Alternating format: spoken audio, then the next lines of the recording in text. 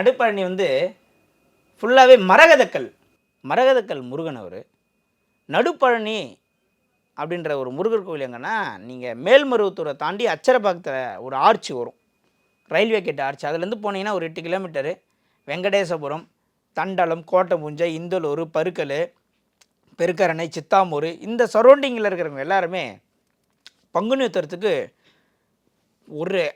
அதாவது சுத்துப்பட்டு கிராம மக்கள் மொத்த பேர் அங்கே தான் இருப்பாங்க.